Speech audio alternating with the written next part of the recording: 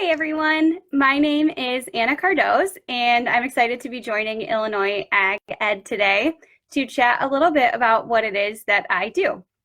So I work for a company called Vend, and we are the leader in powering the omni-channel experience for ag retail. So really working a lot with ag retailers that are out there and providing them a digital tool to offer to their growers and to their sales teams.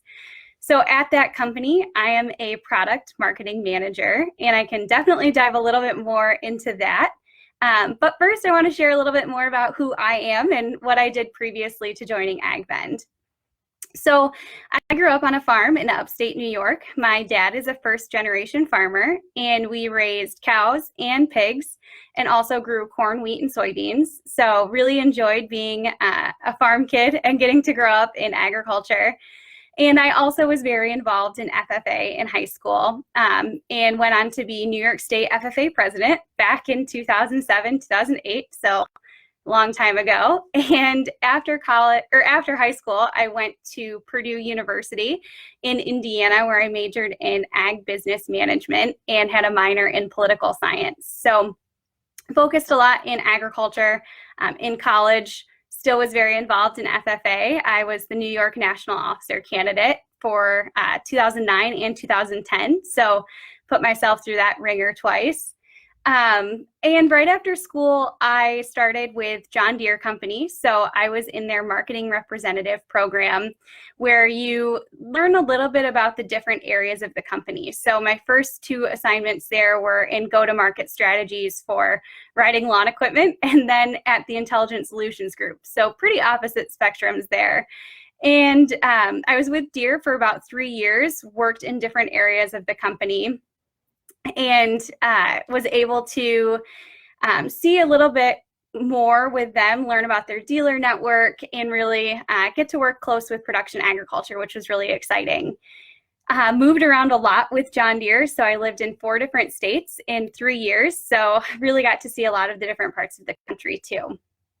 And after John Deere, so I left there in about 2015, and I moved to Michigan, where I started working for Carhartt company, so the clothing company that my dad definitely wears when he's out working on the farm. So worked in their strategic partnerships team first, where I got to work with organizations like FFA and Skills USA. And then after that, worked as a retail brand manager. So I was able to work with wholesale retailers in the west half of the United States and then all of Canada, and helped them with their marketing strategies, their e-commerce strategies. How could we improve customer experience in the store when you were in the Carhartt clothing section? So had some really neat experiences there. And then my husband and I were true millennials, and we took a travel sabbatical in 2019. So we quit our jobs and we decided to go travel for about 10 months. And it was November of last year, November of 2019, that we ended our trip, and I started working with AgVend. So have been with this company now for about 6 months. And, I see a question here, what's my favorite part of the job? So, working for a smaller company, AgVend is a smaller company. It's only 3 years old, and getting to work with a smaller company is really exciting because you have a lot of responsibility and you have a lot of impact in the organization. And not only do I have impact internally, but what I'm doing directly impacts ag retailers, which directly impacts farmers and growers. And that's really exciting to me. My grandfather owned a fertilizer business. My dad and my brother are obviously in production agriculture. So getting to help them and helping the people who help them is really, really exciting and very rewarding. And as most people in agriculture know, no 2 days are the same. There's a lot of other factors that impact what's happening. And so, every day is a little bit different, which is also really exciting. But that can also be one of the most challenging parts, right? So there are definitely times of the year when retailers that we're working with are stretched pretty thin with supporting their growers and making sure that planting is happening and making sure that spraying is happening. And, those key times of the year where they need everything working as smoothly as possible to make sure that they're supporting their growers. And so it can be challenging too, in that sense of making sure that we're able to support them and making sure that they have everything that they need to continue to support their growers. So that's kind of the best and the hardest part about working with Vend and working with ag retailers. So yeah, definitely want to talk a little bit more about what Vend does. So when we started 3 years ago, Vend was what we like to say is a retailer's response to some of the third-party entrants that were going direct to growers with product inputs. So your chemicals, your fertilizers, your seeds, everything like that. So we were a place where ag retailers could offer their inputs, those chemicals, those fertilizers, that seed, in an online platform where growers could search the product in their zip code. They could get that cash and carry price, very low service. And retailers were able to, like I said, combat some of those third-party entrants that had come in that were cutting out the retailer and were going straight to the grower. And as we've seen kind of the industry evolve, growers' needs evolve, and ag retailers evolve, Vend itself has made some business product changes in the last 6 months. So now we still have our Vend marketplace, but we really focus on what we call a grower portal. And so what this is a branded grower portal for an ag retailer that's powered with Vend technology. So if you logged into one of their sites, it would look and feel exactly like that ag retailer, their name, their branding, their full service product prices for their growers. And it would be a way for them to interact digitally with their established growers. Now, they may get new growers that join the site or request access, but it's really a tool for their current grower segment. It's a website and a mobile app that we power for them, and it gives growers a lot of great tools that they can do. So they can view and pay their invoices, they can check product availability, they can request pricing from their crop advisor or sales agronomist. So really just a great way to be able to connect digitally and for growers to be able to do some research with their trusted retailer who they want to continue doing business with. And, you know, now more than ever, these digital tools are really becoming important, and having a way to connect and interact digitally is increasingly important. And we're not sure when these things will change or when things will go back to whatever normal we'll have. And so making sure that ag retailers have these tools to continue to do business is really important. So that's a little bit more about what Vend does. And as always, you can check out our website, it's agvend.com, and you can see what our marketplace looks like. And then you can go to the For Retailers page, and you can also learn more about the grower portals there. So I have a question that came in of what type of training or education did I need to get this job? And, you know, I went to college for an ag business degree, so that was certainly helpful. Understanding business in general, understanding some of the key marketing tactics and strategies that we have in ag, in the industry, digital marketing tools, those sorts of things. So, you know, having a bachelor's degree in any field, business or agriculture related, is certainly helpful. But if you also had a technology degree, or maybe you even had an agronomy degree, those are certainly areas that can be utilized in this space as well. And from a training perspective, you know, having career experience is always helpful. I was able to bring some really great lessons from John Deere and from Carhartt. Bigger companies, I was able to learn a lot from them when I was younger and bring a lot of that information in and leverage that here at Vend. So, you know, some work experience in a bachelor's degree is certainly a great place to start. And there's a lot that you can do with that, whether it's a horticulture degree or whether it's an agronomy degree. You know, there's a lot that you can do and a lot that you can utilize. Another question is there a lot of opportunity in ag tech, and where do you see growth in the ag industry? I would say absolutely there is opportunity in ag tech. So, you know, it's very interesting to see how technology has changed in agriculture. It's been a part of growers' lives for a long time when you think about the machinery that they're using and the agronomic data that they're pulling and the plans and their yield information. So growers are not adverse to technology. And what we can do to continue to streamline and create efficiencies in their business and efficiencies for their retailers is only going to become more important and more beneficial. We know that relationships in agriculture are very important, and I don't ever foresee that changing.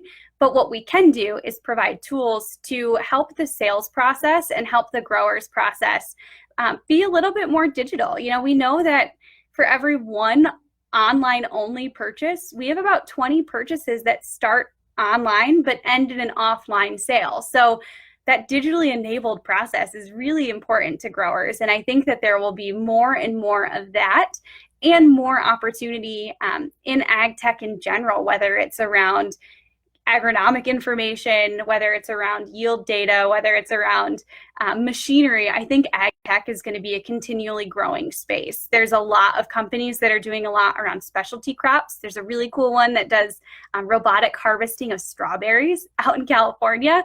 So, there's a lot I think that we'll start to see to create some of those efficiencies and production upticks there. And, in the ag industry in general, I do see ag tech as being one of the areas of growth. I also know that, or believe that, there's a huge opportunity for younger crop advisors and agronomists to get involved in some of these ag retailers and start kind of building a grower base that they want to work with and having that opportunity there. I really do think that there's a lot of ability there to make a difference. And we see right now the supply chain, particularly for meat, has been a little bit broken. We went from, a 50-50 distribution chain of grocery stores and restaurants to now 80% grocery stores, 20% restaurants. So I think we'll also see a lot of opportunities in supply chain and distribution and, those areas too, when you think about the specific commodities.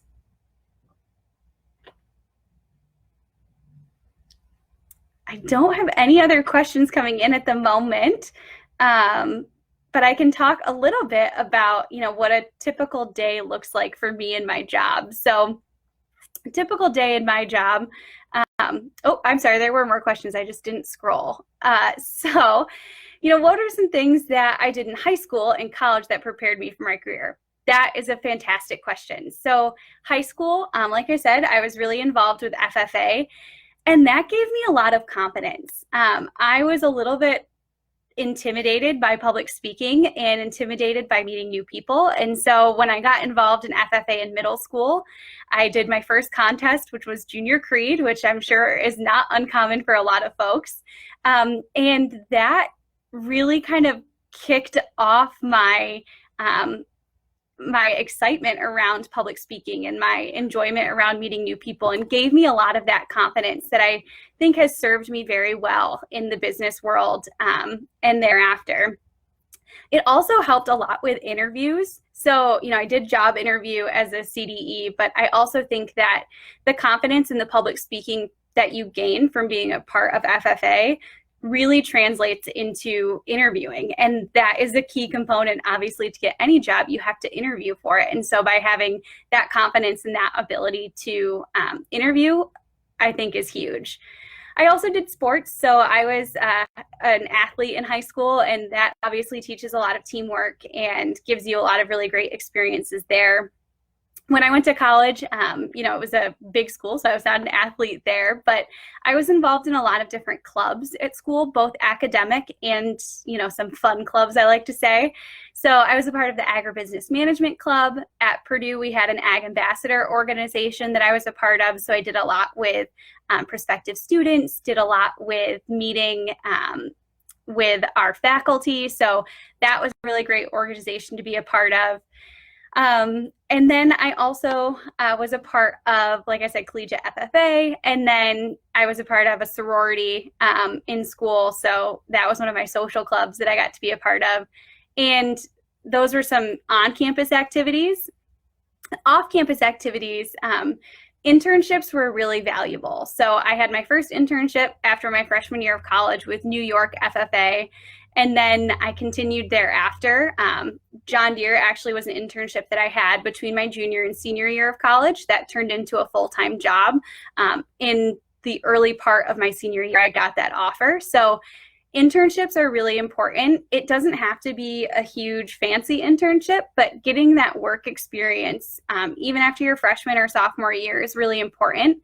Kind of helps you determine where you want to go. You know, business is a broad degree. So did I want to be in marketing? Did I want to be in a different area? So having that experience really helped me kind of guide where I wanted to go.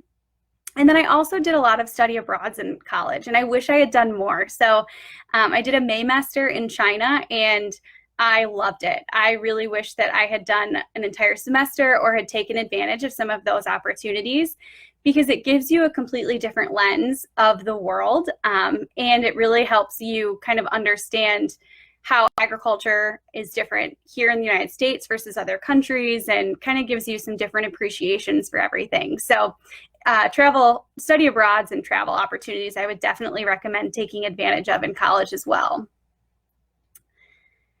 So another question, what advice would I give to students interested in pursuing a career like mine? And what I would say is, you know, it's hard other than just go for it. You know, so go to college, do well in school. Good grades are always important. And, you know, put yourself out there. And there's a lot of really great resources that you can find, ag tech companies or smaller companies that are out there that may not be the ones that are coming to your college career fair, but are still really great companies and really great opportunities. So, you know, continuing to stay current with what's happening in agriculture, whether that's with commodity prices or what growers are facing in terms of pest management or diseases or anything like that, is really helpful.